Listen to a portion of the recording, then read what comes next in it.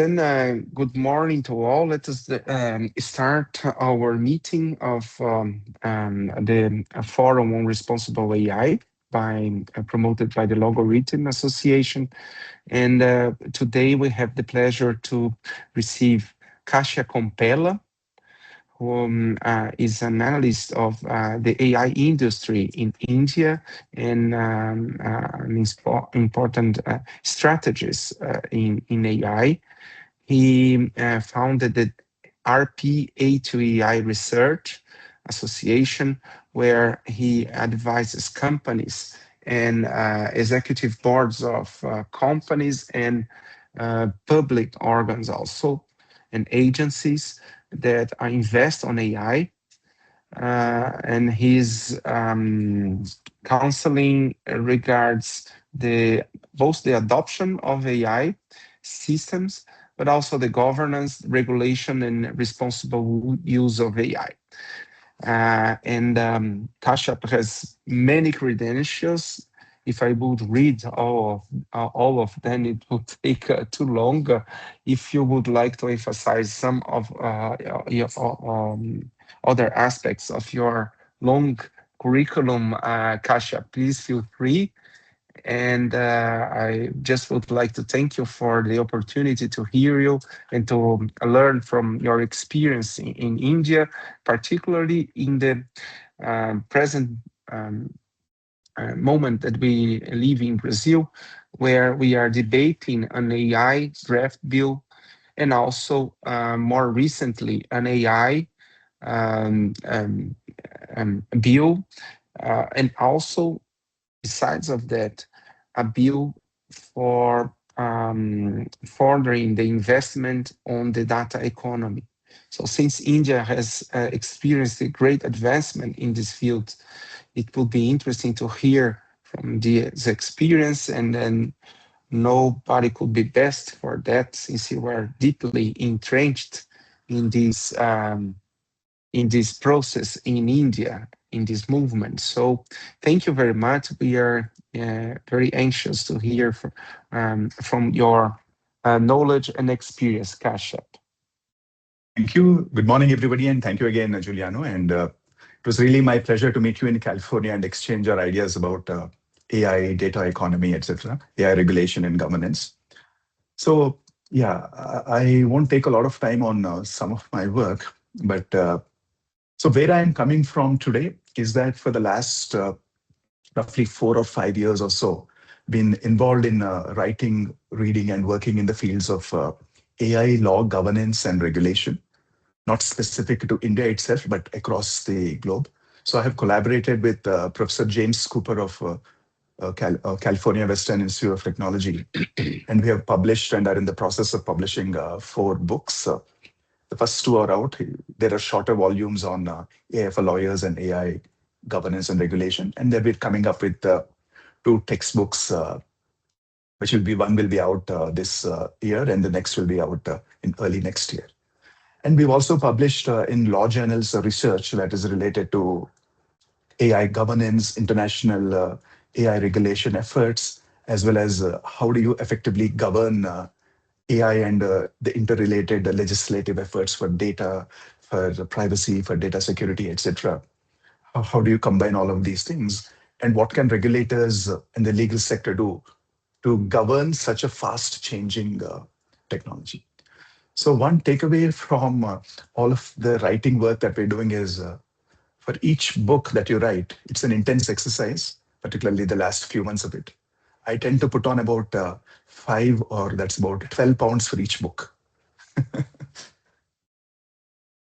So that's jokes apart. So this is thanks again, Logarithm and the Global South Alliance for this opportunity.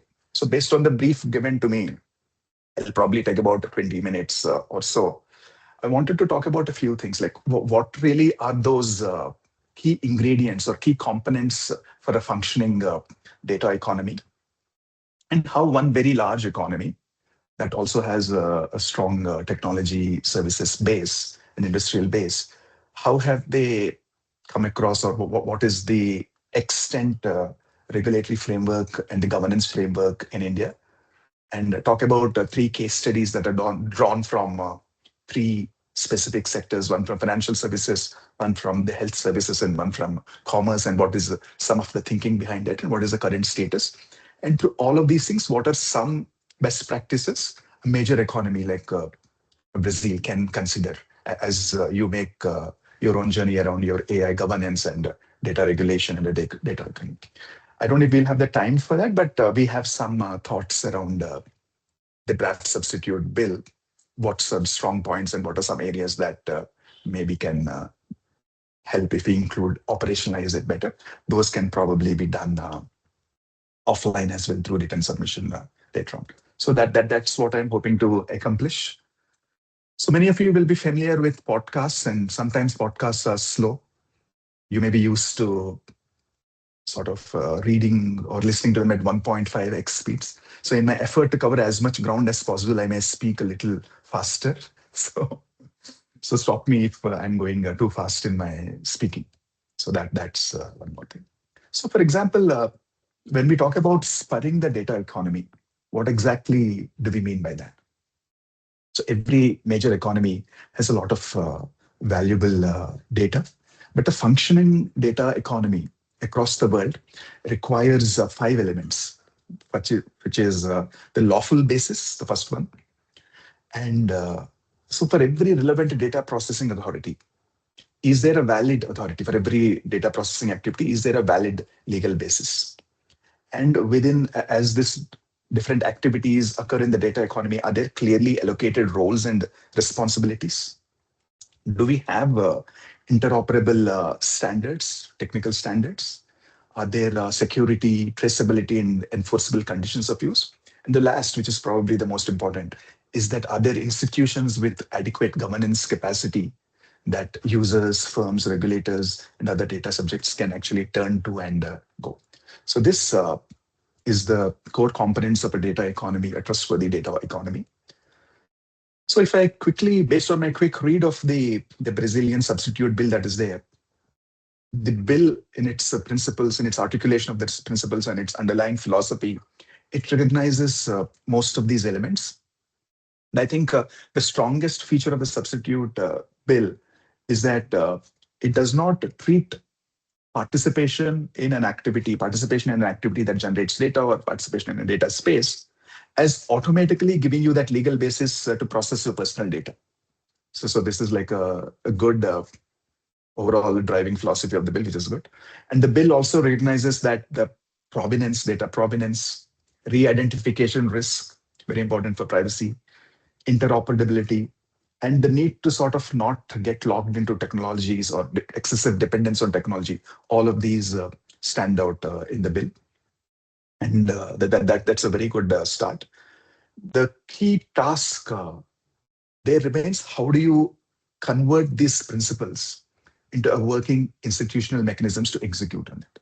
So in India also, we faced a similar journey where we had come up with, we'll see that we'll come up with a data privacy law and operationalizing them and not and balancing the multiple objectives that come in such an exercise that took like coming up with the guidelines for implementation. Actually, we're in the process of rolling those out. That took quite a bit of work. But overall, I think a very good start and strong philosophy in the substitute bill. So when we talk about spurring the data economy or a thriving innovative data economy, another concept that pops up is the data sharing. And one risk that we should be wary about is, or one concern, is that data sharing is too broad a term that we can't legislate. So we need to distinguish the different activities under data sharing. One is like portability. What do we mean by that? It means that at the request of an entity, like be it a person or a business, we should be able to transport that data, move that data in accordance with the principles we lay out. And access. How do you permit a user to inspect or query a data without having to transfer the complete control over that data? So it is like very sort of specific to the purpose at hand. And facilitating data exchange, which is how do you transfer data between identified people under agreed upon rules.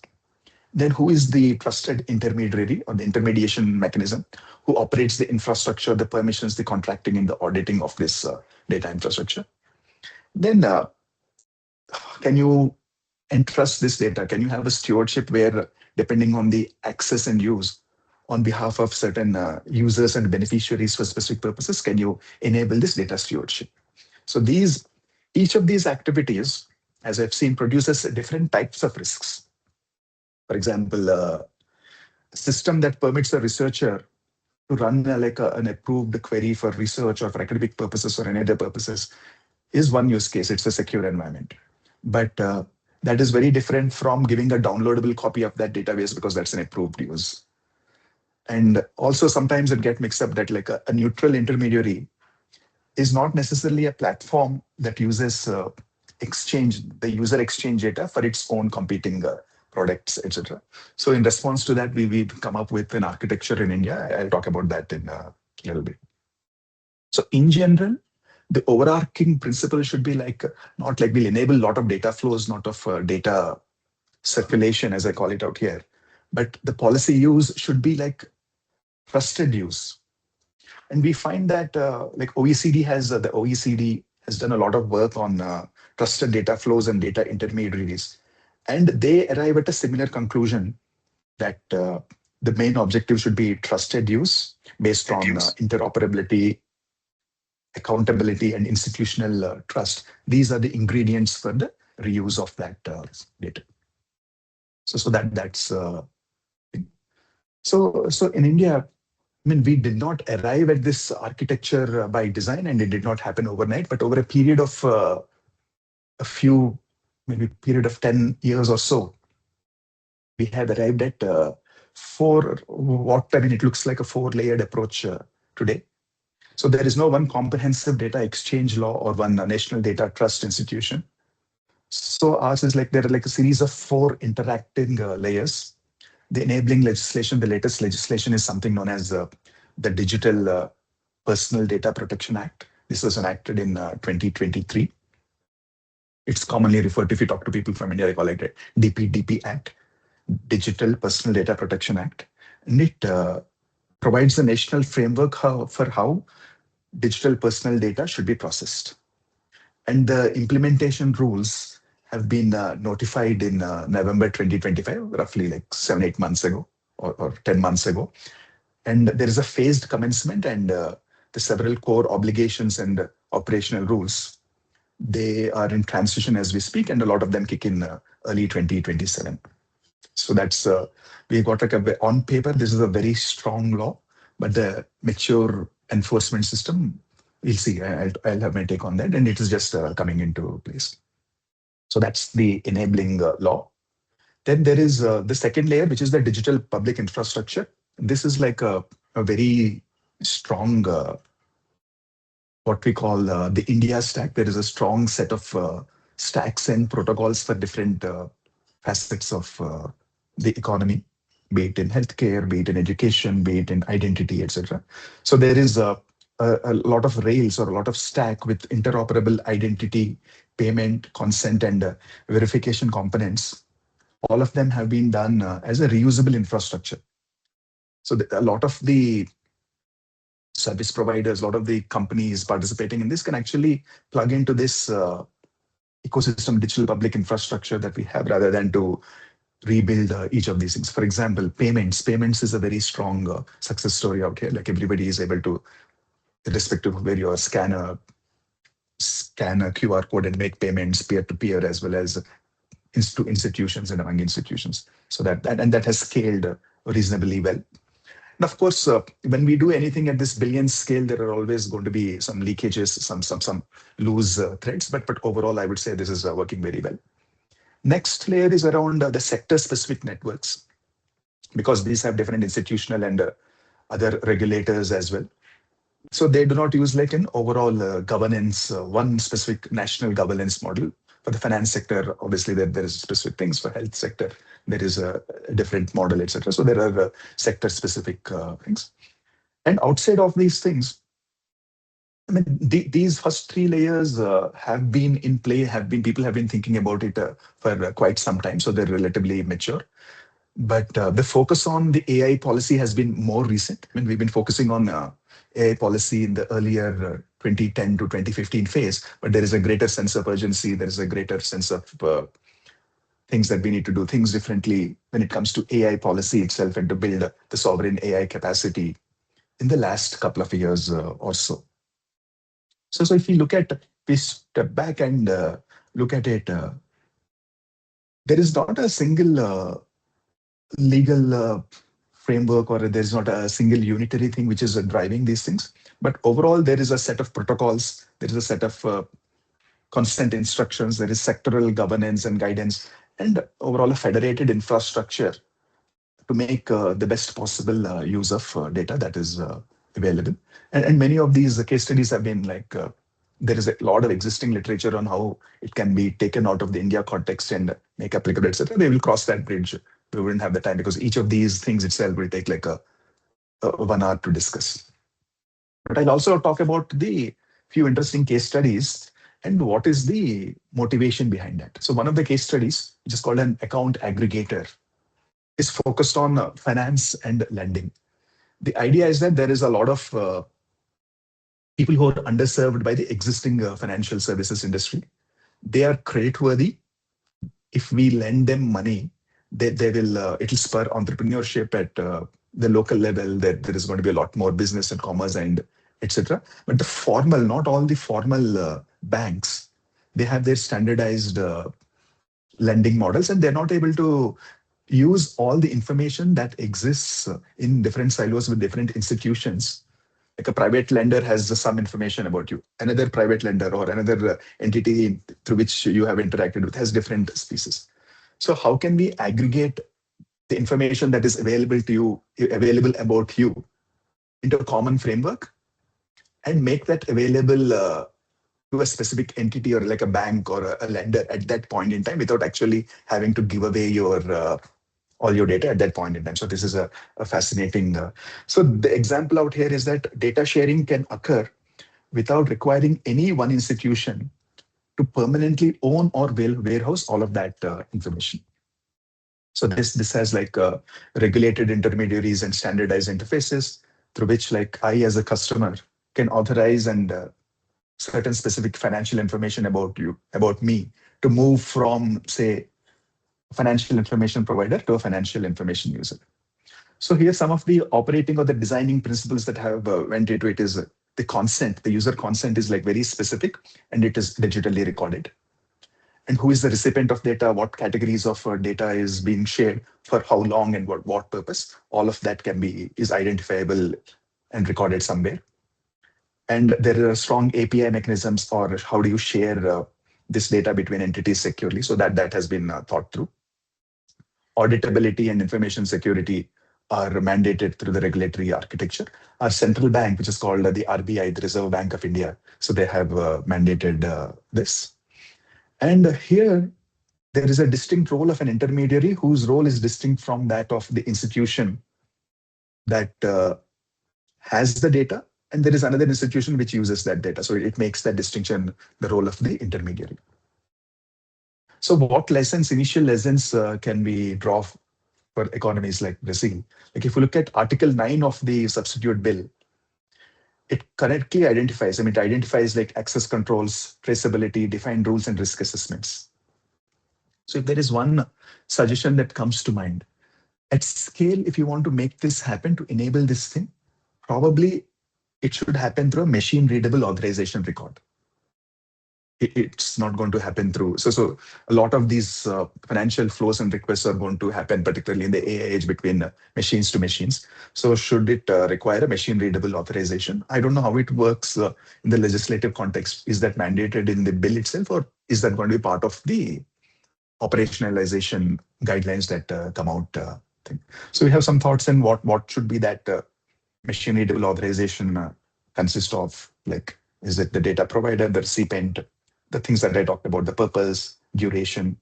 Are there any restrictions on that data being subsequently shared? So this is actually a big problem in Western economies, like in the US, or when we say you visit a website or you visit a company and say, I give you permission to use my data for this purpose.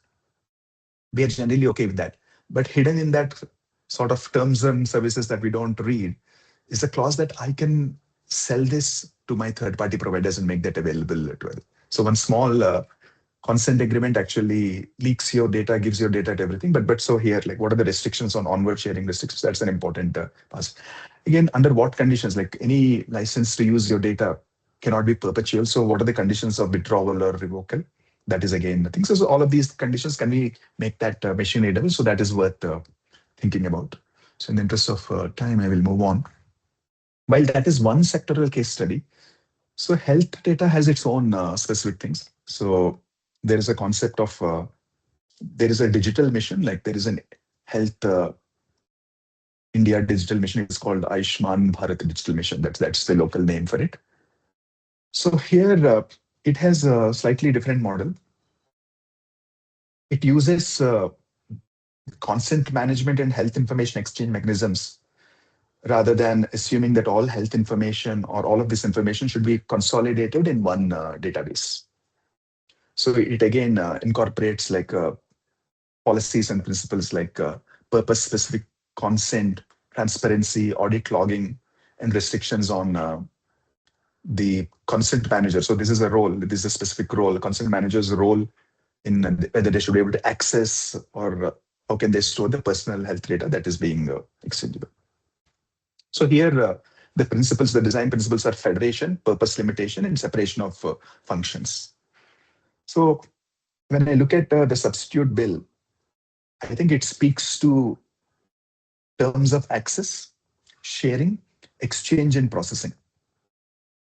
So I think one preference or one additional nuance to that would be, should there be an explicit recognition of how can the kind of things, the data processing, the data analysis that can happen without bulk transfer, without any secure computations. That is one principle probably that can be thought of. So you come up with like clean rooms, data clean rooms or data sharing spaces, which are, they should support federated querying, for example, or require privacy enhancing technologies. I think this is recognized in the controlled outputs, logging and independent audits, etc. So because health data has its own unique challenges, etc. So this is probably a slightly different architecture compared to a centralized database having to store and everybody accessing it. So the third case study that I want to talk about is something known as the ONDC, which is like the Open Network for Digital Commerce. So the motivations for these things in India are quite interesting, because when there was a point in time when the entire digital commerce, by that I mean not like just services, but also physical activities like e-commerce or on-demand, the whole on-demand economy, gig working, ride sharing, etc., were being dominated by Western companies was the thing that has come in. So in e-commerce, it was Amazon and Walmart owned Flipkart that were battling it out. In ride sharing, it was Uber, etc. And they said like once this data has all the data about the commerce, all the data about the economy of the country is not with any local entities, and that creates barriers for competition, that creates a lot of anti-competitive behavior, antitrust issues, because some vendors, some companies are becoming so very powerful.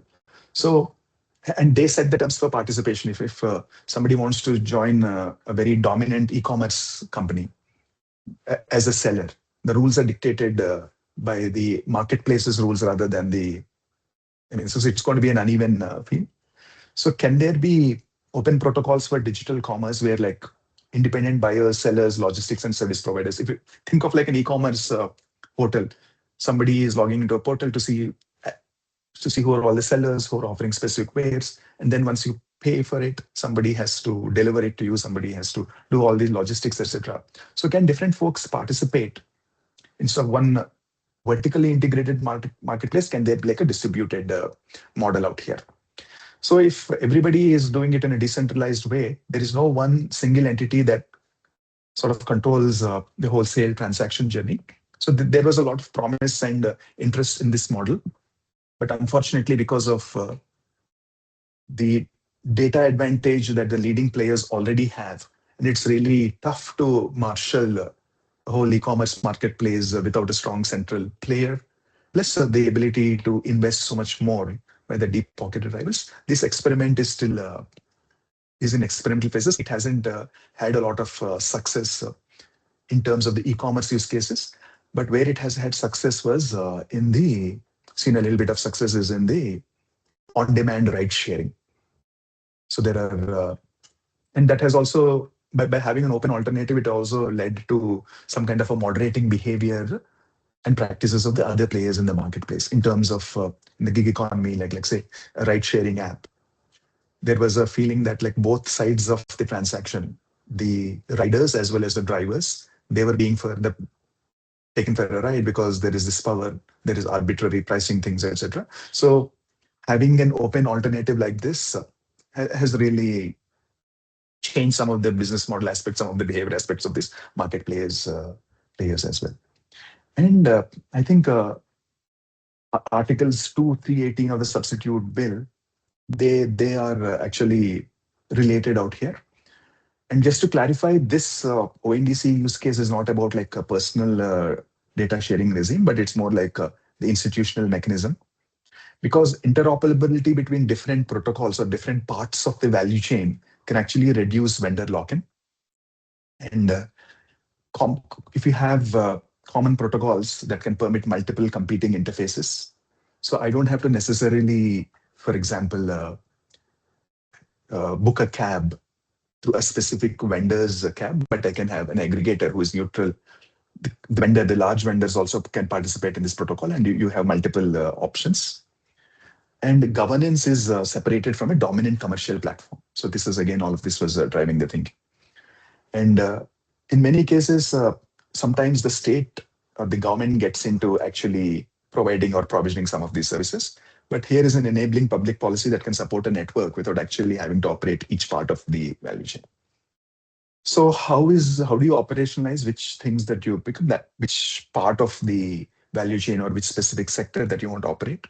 I think a lot of work has to go, a lot of thinking has to go into that, and there needs to be some amount of a seeding and initial support, because before these initiatives go beyond a particular scale. So, but quite fascinating from a mechanism point of view.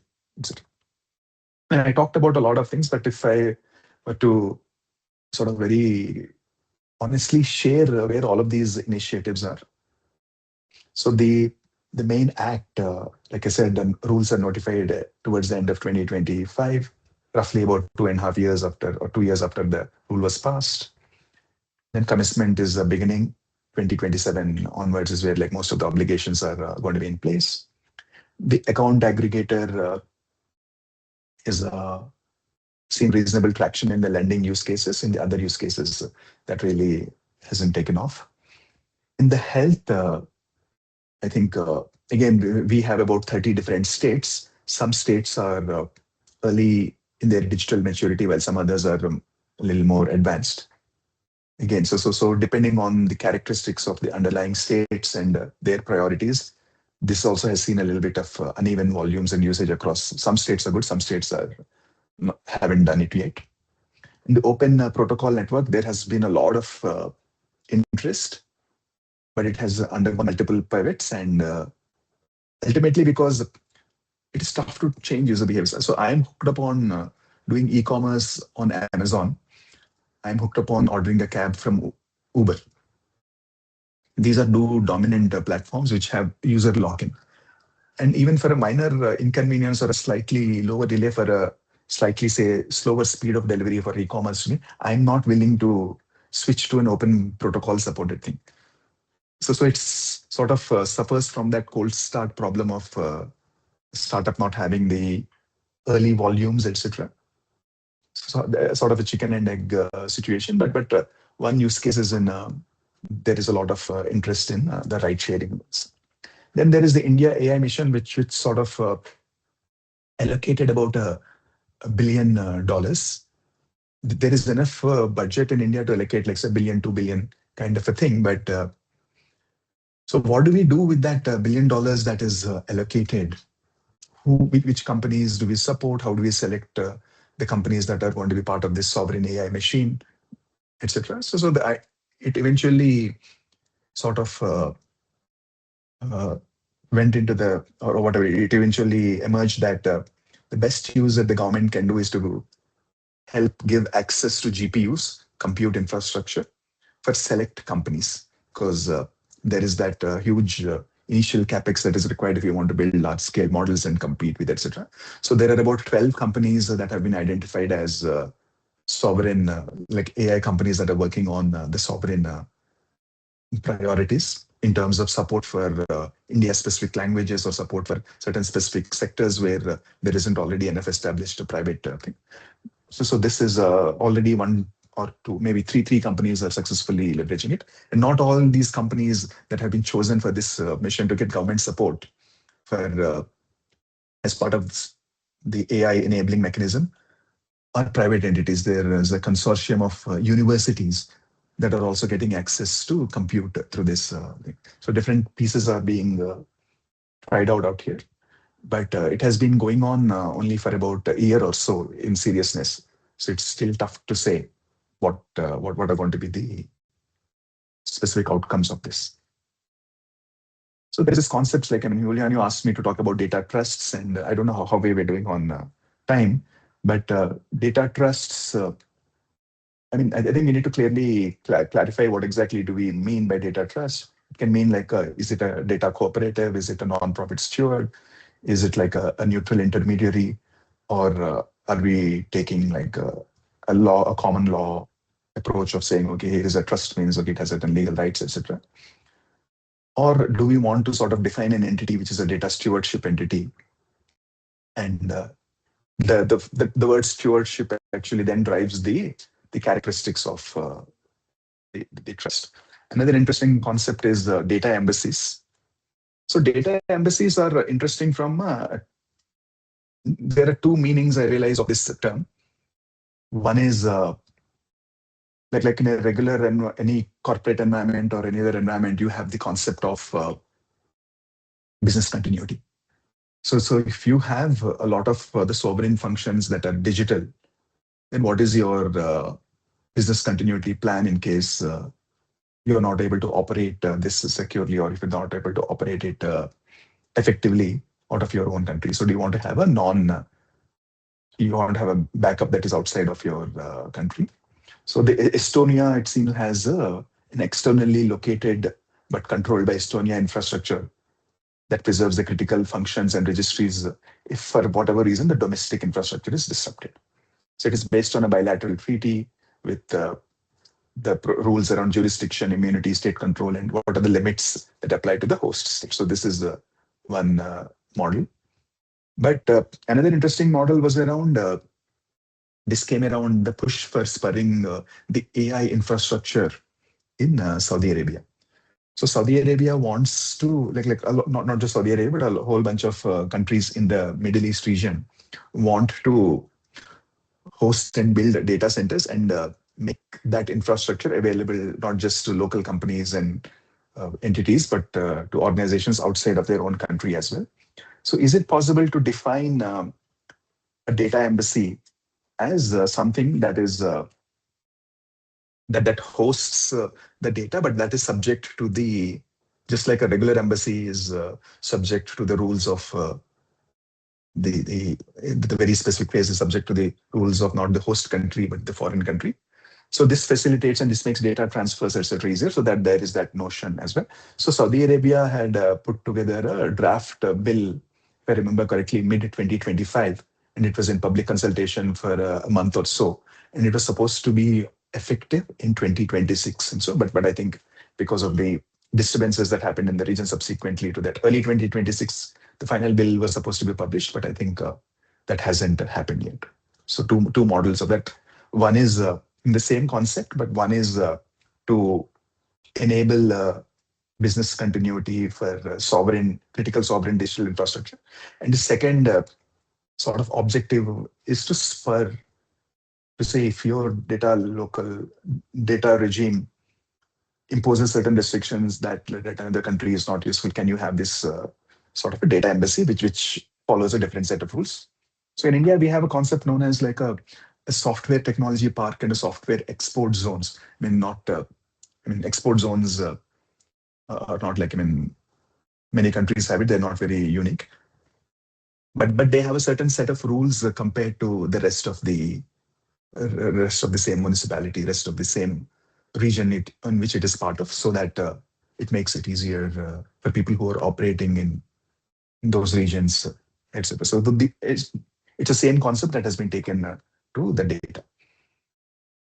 So I'm just keeping an eye on the time out here. So here, I think the purpose of like spurring a data economy is not just to sort of saying, okay, there is always this tendency to measure this as, okay, here is the amount of transactions done, here is the amount of volumes of data processed, etc. But the objective should be like, how do we maximize legitimate, secure, and competitive value that can be created from data, while at the same time you preserve the rights, the institutional trust, and the strategic national goals and capacities. So that's I think quite something that. So I talked a whole bunch of stuff. So how do we operationalize these things? I will sort of leave the slides, but maybe we can discuss later. But how do we? If I were to step back and say, are there any lessons in the case studies that I have discussed that can be useful for Brazil? One is like, I would say these 6 things stood out to me, which is like we have to clearly define the roles before we sort of scale up the data flows. So every participant in this value chain should know whether they're a provider, they're a recipient, they're a controller, processor, joint controller, operator, steward, different roles, or a neutral intermediary. So establish those roles. And then we should separate the neutral intermediation from commercial exploitation. So any intermediary should not be in a position to secretly compete using the same data that it is responsible for administering. A very simple way to visualize this is if I'm operating an e-commerce marketplace, for example, and I see that a certain category of goods is doing very well, then I start a private label competing in the same category. So that this principle of any intermediary should be neutral and it should not be able to exploit the data that it is in custody of. And then instead of replicating, one thing that in the early days we haven't been able to do quite well is there was like this mushrooming of data sets everywhere. Everybody started making local copies of databases that led to a lot of leaks, etc. So instead of copying data sets across, can you have enable secure access instead of uncontrolled replication? So clean rooms, federated analysis, without having to multiply the complete database everywhere. So that is again thing. Any authorizations that are provided on how you act on data, etc., that should be, auditable. Onward conditions, like I talked about, there's already suggested that they should be machine readable and logged. And you should be able to preserve competition, because publicly supported data sets and data spaces, they should not lead to private monopolies. And ultimately, data protection should be thought of as an infrastructure. Privacy and information security. Like local companies may think of them as obstacles that are external to the data economy, but actually they are conditions for effective participation and cross-border trust. So this is very important. I think there is a case in the EU, or the decision in the EU for data adequacy. So that makes it the data frameworks that you have as it prepares it for an exportable asset. So I talked about our Data Privacy Act itself, the DPDP Act. One of the reasons, motivating factors were coming up with a very contemporary Data Protection Act was that there were all of these Western companies who had offices in different parts of India. And if we did not have a very strong modern Data Protection Act, a lot of companies were hesitant to actually come to India and do business out here. So there was also, and that was certain kind of activities could not be performed out of here. Companies were very, very, etc., etc. So because of all of that reasons, we had to upgrade our own data privacy and protection rules to keep up with the global best practices. So I think I will stop here, and I exceeded my time a bit, but Oh, thank you let me very see how I much, do. Kashyap. It was great, very instructive. And I have one question, and then I will leave the floor for the other members if they would like to also um, to bring some comments or questions. Um, my question regards certification programs. As you have seen in our bill, in our draft bill here in Brazil on the data economy, there are some important aspects of the bill. One of them is public investments, other is public hiring of AI systems or technology, and also the rules on data sharing and data exchange. And it's key also the certification program. And the certification program is a bet in this whole project because, of course, we have some difficulties for enforcement if we rely all regulation and enforcement to the state. In such a broad and active economy like Brazil, it will be very difficult to leave all the burden of regulation, specification, normatization, and then the fiscalization of compliance into a public agency or organ. This holds for AI, but also for the regulation of all these environments for data exchange, like data spaces, like data stewardships, as you have introduced. So certification would be a way to, there are rules in the draft bill stimulating the creation of a market for certification for certified agents to come to the field that will be accredited by public organs or accredited in the end of the day by the state, so they could provide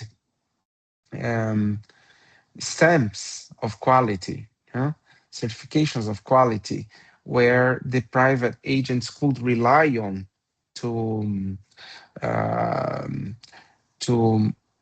be more comfortable to participate into these data schemes, or also to hire AI system or to share data, etc.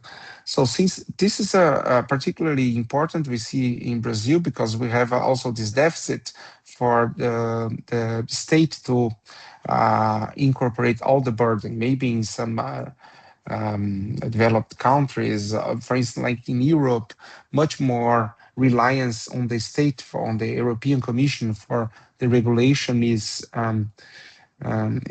also used. But maybe this is a problem also for other countries of the global south, because we have the same problem. So I would like to hear you a little bit about this proposal of using certification programs, inviting the private sector to participate in normatization, regulation, and also in the enforcement.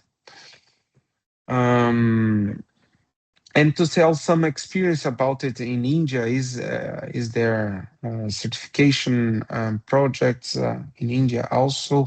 How do you see this tool as a means for regulation? I think that's a great question. I briefly noted some of those things when I was reviewing the bill, the draft bill. So could the concern that you're addressing is like, can certification become regulation by the back door? So that's and who actually is keeping tabs on the body or the institution that is doing these certifications? But at the same time, we may not have, when a new thing like this comes, we may not have the institutional capacity to do it right away. So the design has to sort of anticipate that there is going to be some kind of a regulatory capture that is inevitable. I'm talking about from an economics point of view out here, from a principles point of view. So we need to guard against that capture, be cognizant that a capture is probably going to happen, while the capacity, the institutional capacity is ramped up. So certain guardrails, like how do you distinguish truly independent certifiers from, say, paid consultants who are on the same program? So in India, I can't take names, but what usually happens when we have this kind of a new thing for which the government does not have the capacity to do it? It usually the big four audit firms, they sort of act as independent. Like I'm just giving an example. They sort of act as independent certifiers initially, while the ecosystem around that mushrooms. But there is a strong mechanism for complaints, appeals, suspension mechanisms, withdrawal mechanisms, all of that is taken. And sometimes there is a equivalency from foreign certifications that is accepted.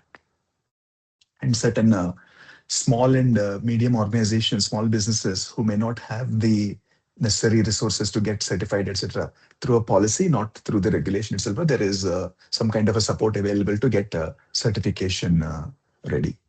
So conformity assessments, I think there are certain positions that the bill takes with respect to conformity assessments. So I sort of want to take one more look at it before I say something about the bill. But I think there is something about Article 30. I mean, I don't remember. Article 30 talks about this Kashyap, regulatory certifying. Yeah. Maybe you clarify one point, because one of the concerns was exactly this: small companies would not be able to afford for a certification, and this may create an unbalancing or a barrier to entry. And this is one of the concerns of the government behind this, who is supporting this bill. And so you mentioned that there is this support. This is a support by the state for small companies to accomplish the certification. Because I saw recently that it was published, the Digital Omnibus, and one of the modifications of the AI Act was an obligation for the state to support small companies to comply with the demands of the AI Act. So this is an important point. Maybe something similar should be brought to the draft bill, we think. Correct, because definitely I think like you don't want like one set of stakeholders to be disadvantaged while we play out like the implications, right? Like I said, we should anticipate what is the likely mechanism or what is the likely transmission of this bill, what is going to happen. So people who are not able to get certified because it imposes certain burdens on them, I think that's a good point to place it, saying, yeah, we should do something about it.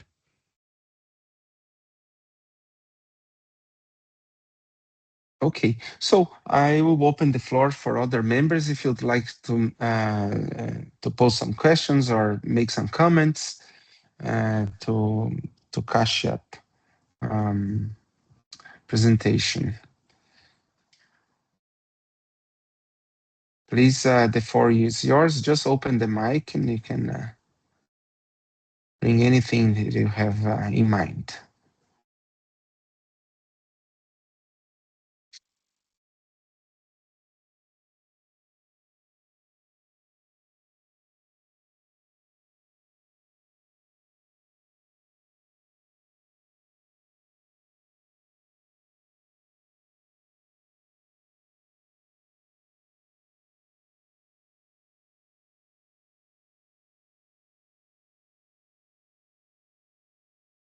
Okay, so if you would like to complement something, Kashyap, because I have interrupted you.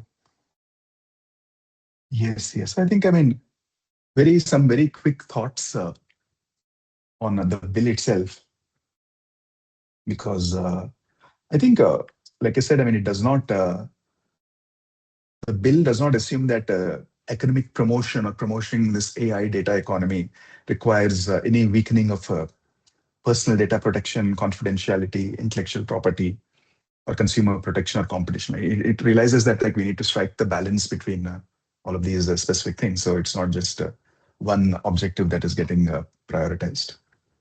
So it sort of repeats that a data space or an exchange does not create an independent legal basis for personal data protection. There is also a recognition of re-identification and inference risks. There is also like one of the features that I like is there is a functional allocation of the controller and the processor rules. And this is again something that we just talked about, which you brought it up, which is like proportionality. Proportionality that acknowledges that the regulatory obligations on small businesses or any other type of businesses that should be considered. There is attention to preventing vendor locking and promoting interoperability. There are also like public procurement provisions because it's a good carrot that cover portability, continuity, and exit of this thing. And there is also a differentiation, like when we're talking about certifications, there is a differentiation between voluntary and mandatory confirmatory assessment. So that is also a thing. There's a differentiation of that. And this is again interesting. There is a recognition of the environmental effects of AI and all the computing infrastructure that entails. So we have a certain situation out here where we're putting up a lot of data centers, but we haven't thought through in terms of where the electricity for that is going to be coming from, for example. Not just that, but the environmental concerns are also sort of noted in this bill. And then, interestingly, from a public expenditure point of view, I think there seems to be an intent to use existing public funds rather than trying to create a new entitlement or expenditure. So those are all the things that stand out and are like modern and contemporary in terms of a good bill. What I mean, while talking about the good parts, what are some of the things that we need to pay a lot more attention to going forward? Is that, and this applies not just to this bill, but when I see bills that are developed in EU or in the US or in India or in different geographies, we have a sort of a very comprehensive list of principles and instruments. So how do we make that an operational framework, an operational governance framework and infrastructure? So how do we think through those things? And can we think through aspects of what are the intermediary neutrality or the regulatory capacity and coordination? What kind of safeguards and what kind of like somebody fails a risk assessment, what kind of penalties that should be there? Those kind of mechanisms. So those obviously will come in at a later point in time, but the principles that we're setting, are they going to be practical enough to work in the real world? So that is some of the things that need to be thought through. Anyway, and the purpose of the bill is not to put those things like we said in our country, usually 18 months or 12 months if we're in a hurry is when all of these things come out. Mm-hmm. How do we actually operationalize? And you see that playing out in the EU as well. There's a very hugely ambitious EU AI Act. And when it actually comes to rolling out those implications, that there is some disquiet and discomfort out there as well. So since we have the experience of different countries, can we sort of also, like I said, play it forward to see how this is, what will this mean when this hits the real world? So we can have a proportionate, anticipate those things. Yeah, great, Kashyap. Yeah, very interesting remarks. Particularly, there was this concern about platforms or foreign platforms that may control the whole ecosystem or the whole process of sharing data, and there must be some safeguards for that. Some guardrails, which I believe it's interesting in make the whole space for the data sharing more trustworthy. Yeah, and maybe some rules that should be benchmarks for all platforms working on that should be taken into account so that it make the whole space more reliable. I think this is also an important point that we could better discussed later, so that I can learn a little bit more what are the concerns and means that could help us in order to address this concern. And well, so I believe it would be very interesting if we could organize that. Actually, we are going to make a summary of this meeting, and I will particularly be careful to describe what were your suggestions and comments about the draft bill. So we could use this material and then later to discuss Kashyap, maybe with James Cooper and some others of the Alliance, to make a contribution from the Global South perspective. And this last remark by me could be also one that is particularly typical for the Global South perspective, and we may also gather some others, as you have brilliantly presented today. And if you agree, then later we could schedule a meeting with James and make this contribution. I believe it would be really interesting, not only with the focus here in Brazil, but to scan what are the initiatives for regulation in different countries of the Global South, and try to make some suggestions in a uniform way, so that we can bring some benchmarks and some interesting knowledge to these initiatives. I think it will be a really great effort by us. And so let us proceed on that. So let us do that, yeah. So some other points are probably best discussed on email or in text, like some suggested language for the specific things, etc. So that can be part of this contribution that you're talking about. Okay. So I will gather this, make the summary, then we use this material as a first draft to discuss this contribution. Sounds like a plan, yes. Okay. So thank you very much,